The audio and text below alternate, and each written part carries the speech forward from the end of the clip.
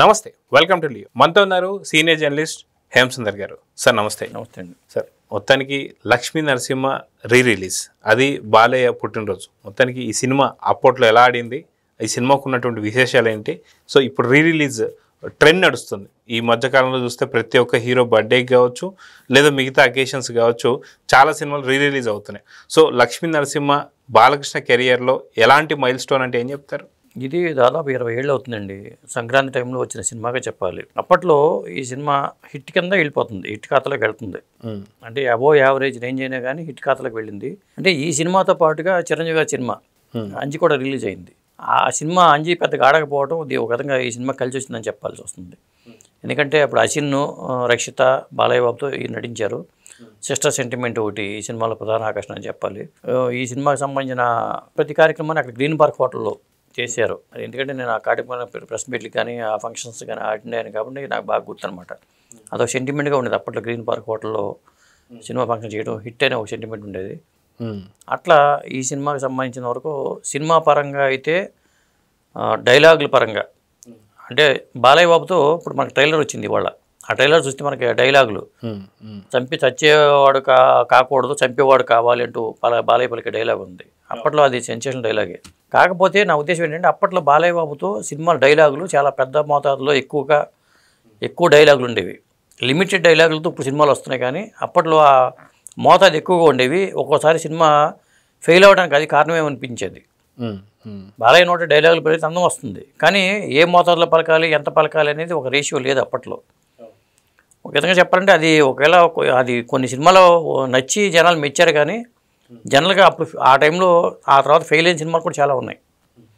కానీ ఇప్పుడు బాలయ్య బాబు సినిమాలు రిలీజ్ చేయడం అనేది, ఆయన పుట్టినరోజు సందర్భంగా లక్ష్మీ నరసింహ రిలీజ్ చేయడం అనేది ఒక మంచి పరిణామం. ఎందుకంటే 20 ఏళ్ళు అయిపోయింది కాబట్టి, బాలయ్య హిట్ దీంట్లో ఉన్నారు కాబట్టి. మన కలేజీ అప్పట్లో ఫెయిల్ అయినా కానీ ఇప్పుడు పెద్ద హిట్ అయింది. ఈ సినిమా అప్పుడు హిట్ అయింది, కానీ ఇప్పుడు మరి ఎలా ఉండదో చూడాలి స్పందన. అయితే గతంలో మనం చూసుకుంటే బాలకృష్ణ సినిమాలకు సంబంధించి మీరన్న డైలాగులే కాకుండా కొన్ని సీన్లు కూడా మితిమీరి, అంటే ఒక స్థాయికి మితిమీరి ఉండడంతోనే కొంత బాలకృష్ణ సినిమాలకు కూడా ఒక రకమైనటువంటి బ్యాడ్ నేమ్ వచ్చిందని చెప్పి అనుకోవాలి. కానీ ఈ మధ్య కాలంలో అంటే దాదాపు బోయపాటి సీన్ గారు, అఖండ కావచ్చు, ఇలాంటి సినిమాలు ఏదైతే లెజెండ్ కావచ్చు, ఇలాంటి సినిమాల్లో limited dialogues, limited fight. So దీంతోనే బాలయ్య గారు రెండో ఇన్నింగ్స్ హైలైట్ అని చెప్పనుకోవచ్చు అంటారు. ఖచ్చితంగా. ఇప్పుడు అఖండ సినిమా చూసుకుంటే అలాగే ఉంటుంది.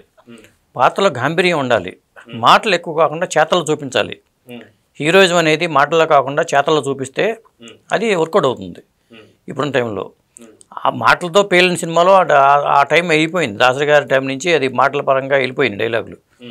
కానీ ఇప్పుడు ఏంటంటే చేతల పరంగా చూపించగలగాలి. నేను అది చేస్తాను, అది కూడా చంపేస్తాను, నరికేస్తాను, పొడి చేస్తానంటే ఇప్పుడు జనం మెచ్చరు. చేసి చూపించాలి. అది బాలయ్య ఆనాడి పట్టుకున్న బోయపాటి గారు అక్కడ సక్సెస్ అయ్యి బాలయ్య సినిమాలు హిట్ అయినాయి. అది చేతల్లో చూపిస్తున్నారు, మాటల్లో కాకుండా చేతల్లో చూపించడం వల్ల హిట్ అయినాయి. అదే అండి. సో ఇప్పుడు లక్ష్మీ నరసింహ సినిమా సంబంధించి ఇప్పుడు రిలీజ్, అది కాక బాలయ్య గారి బర్త్డే రోజుకి రిలీజ్ చేస్తున్నారు. ఎందుకు ఇంత ప్రత్యేకత బాలయ్య గారి సినిమాకి? ఎందుకు ఈ సినిమా రిలీజ్ చేస్తున్నారంటే ఏం చెప్తారు? అంటే దాదాపు 20 ఏళ్ళు అయింది. ఇప్పుడు ఈ జనరేషన్ వాళ్ళు చాలామంది చూసి ఉండరు. ఇంకా కొన్ని సినిమాలు ఉన్నాయి. కొన్ని సినిమాలు అప్పట్లో ఫెయిల్ అయినాయి, కానీ ఇప్పుడు రిలీజ్ చేయొచ్చు కూడా. ఎందుకంటే మన కలేజా అప్పుడు ఫెయిల్ అయినా కానీ ఇప్పుడు రిలీజ్ చేసి జనం చూసారు, హిట్ అయింది. ఇప్పుడు ఏ సినిమా ఉందో జనాలు కూడా వెతికే పరిస్థితి లేదు, పెరిగిపోయినాయి. ఓటీటీలో అయినా సరే, లేకపోతే యూట్యూబ్లో అయినా సరే సినిమాలు వెతకడం కూడా కష్టమైపోయింది. శాటిలైట్లో వచ్చే సినిమాలు కూడా చూడట్లే జనాలు. అందువల్ల రిలీజ్ చేయడం వల్ల ఓహో ఈ సినిమా కూడా ఉందా బాలయ్య బాబుది. ఇప్పుడు విజేంద్రవర్మ అనే సినిమా ఉంది, ఆ సినిమా ఉన్నట్టుగా కూడా ఎవరు తెలియదు. చేసుకోవచ్చు, రిలీజ్ చేసుకోవచ్చు, ఖచ్చితంగా సక్సెస్ అవుతుంది. ఇట్లా కొన్ని సినిమాలు అయితే ఉన్నాయి. అప్పుడు ఫెయిల్ అయిన సినిమాలు కూడా ఒకసారి రిలీజ్ హిట్ అవ్వచ్చు. ఇప్పుడు కలేజీకి చూస్తున్న కలెక్షన్ చూస్తే విస్తుపోయారు. దానివల్ల కొత్తగా రిలీజ్ సినిమాలు కూడా దెబ్బపడింది. మన భైరవంతో పాటు కలేజా రిలీజ్ అవటం, దాని effect Khaleja collections effect Bhairavam పట్టడం కూడా జరిగింది. కాబట్టి లక్ష్మీ నరసింహ సినిమా అటు పోలీస్ ఆఫీసర్ పాత్రది, సిస్టర్ సెంటిమెంటు, అప్పట్లో అది వర్కౌట్ అయింది. సినిమా హిట్ అయింది కూడా. ఈ రోజు రిలీజ్ అయిన సినిమా తగ్గలేకపోయినా కూడా ఈ ఎఫెక్ట్ పడే అవకాశం ఉందంటారా? ఖచ్చితంగా ఉంటుంది. ఎందుకంటే ఇప్పుడు తగ్గలైఫ్కో నెగిటివ్ టాక్ వచ్చి స్ప్రెడ్ అయిపోయింది బాగా. మరి ఈ వారం శనివారం, ఆదివారం 8వ తారీఖు రిలీజ్ అవుతుంది ఇది. మళ్ళీ లక్ష్మీ నరసింహ పాత్రే, ఆ పాత్ర పేరే రేపు జైలర్ 2లో పెట్టబోతున్నారు.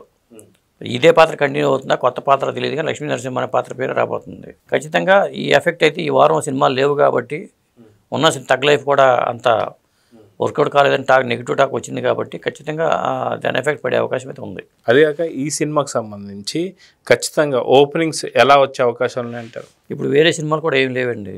ఖచ్చితంగా ఈ వారంలో మరి రిలీజ్ అవుతుంది కాబట్టి శనివారం ఆదివారం కలెక్షన్స్ చాలు ఈ సినిమాకి. సో మొత్తానికి బాలయ్య గారి బర్త్డే సందర్భంగా రిలీజ్ అవుతున్న ఈ సినిమా సంబంధించి ఎంతవరకు కలెక్షన్స్ కలెక్ట్ చేసుకుంటుంది అంటే ఏం చెప్తారు? ఇప్పుడు 11 కోట్లు 10 కోట్లు వచ్చినాయి చెప్తున్నారు కలేజాకి, ఇంకెక్కువే వచ్చి ఉండొచ్చు. మరి ఆ రికార్డులు మరి ఇది ఏమైనా బద్దలు కొడుతుందో చూడాలి.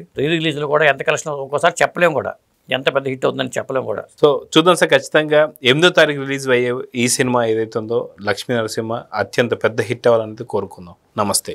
నమస్తే అండి.